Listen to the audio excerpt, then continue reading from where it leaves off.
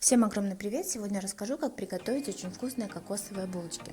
Для начала берем 200 грамм творога, добавляем 200 грамм муки, 4 столовые ложки сахара и кокосовой стружки, ванилин по вкусу, чайную ложку разрыхлителя, 1,5 яйца, то есть 1 целое и белок. Желток мы оставляем для смазывания. Далее добавляем 4 столовые ложки растительного масла и замешиваем мягкое тесто.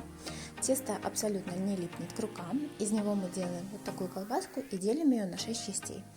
Каждую из частей мы скатываем в шарик. Каждый шарик смазываем желтком, который мы оставляли, и сверху посыпаем кокосовой стружкой.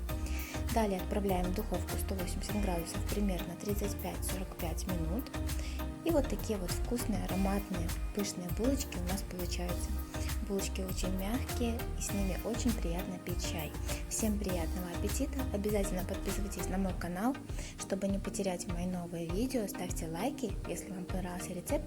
И всем пока-пока!